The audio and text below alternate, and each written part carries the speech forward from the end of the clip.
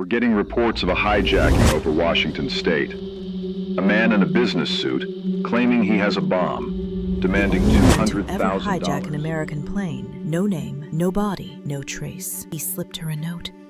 I have a bomb. Minutes later, he jumped into the storm with the cash and vanished. This is the story of D.B. Cooper. It began at Portland International Airport, Oregon. A man stepped up to the Northwest Orient counter and paid cash for a one-way ticket to Seattle. He gave his name as Dan Cooper. Mid-40s, dark suit, white shirt, black tie. A raincoat folded over one arm, a black briefcase in his hand. He looked like 1,000 other tired businessmen heading home for the holiday. That was the point. He took seat 18C near the very back of the Boeing 727. He lit a cigarette and ordered a bourbon and soda. When the drink came, he calmly offered to pay, even handing over the change. Polite, forgettable, a perfect ghost. Shortly after takeoff, he handed a folded note to a flight attendant named Florence Schaffner. She assumed it was a lonely passenger slipping her his phone number. She smiled politely and dropped it, unread, into her purse. He leaned in and said quietly, "Miss, you'd better look at that note. I have a bomb." She read it. Then he tilted the briefcase open just enough for her to see inside. A tangle of red sticks, coiled wires, and a battery. She believed him instantly. So would everyone aboard. His demands were precise, as if rehearsed for years. $200,000 in unmarked $20 bills, 4 parachutes, 2 main, 2 reserve, and a fuel truck waiting the moment they touched down in Seattle. Why 4 parachutes? Investigators later realized it was brilliant. By demanding extras, he made the FBI believe he might force a hostage to jump with him, so they wouldn't dare sabotage a single chute. As the jet circled Seattle, burning off fuel, the FBI scrambled below. Inside, Cooper simply sat, sipping his drink, watching the city lights turn. The plane landed at SeaTac. A courier carried aboard a heavy bag, 10,000 $20 bills, about 21 pounds of cash. Cooper kept his word. He released all 36 passengers and 2 of the flight attendants onto the tarmac. But he kept the pilots and 1 flight attendant, Tina Mucklow. Then he gave his second set of orders. And they were even stranger than the first. "Fly to Mexico City," he said, "but fly low, under 10,000 feet, landing gear down, wing flaps at 15 degrees, keep the speed under 200 knots, and leave the cabin unpressurized."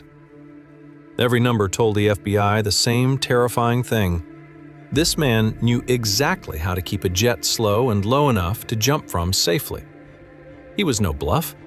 He had planned a skydive off a commercial airliner. From the very start, they lifted off into the storm just before 8 p.m., turning south. Tina was told to go to the cockpit and not come out. Somewhere over the black forests of southwestern Washington, the crew felt it. A sudden change in cabin pressure. Their ears popped, a warning light blinked. The aft stairway had dropped open. Cooper had walked to the back, lowered the air stair into the howling wind, and stepped off into the rain and the dark, somewhere near the tiny town of Ariel. When the plane finally landed in Reno, agents stormed the cabin, weapons ready. It was empty. The stairs were down. The man was gone.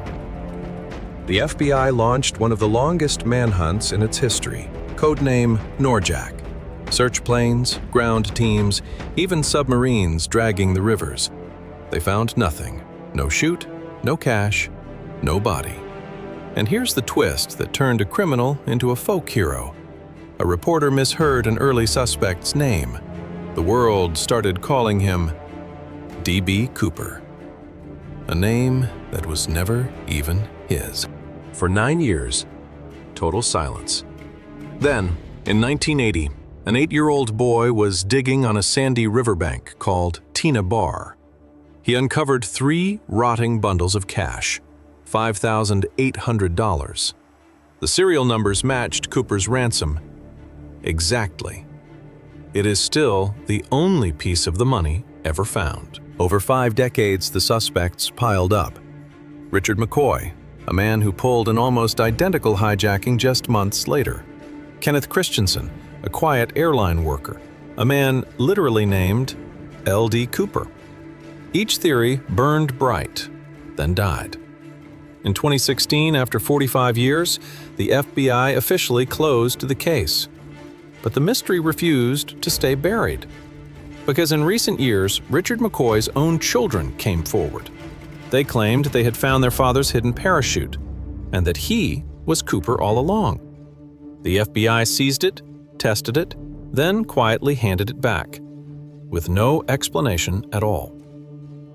54 years later, the man who jumped into the storm still hasn't landed. So, who do you think Dan Cooper really was? Tell me below, and follow for part 2. Tell me below, and follow for part 2.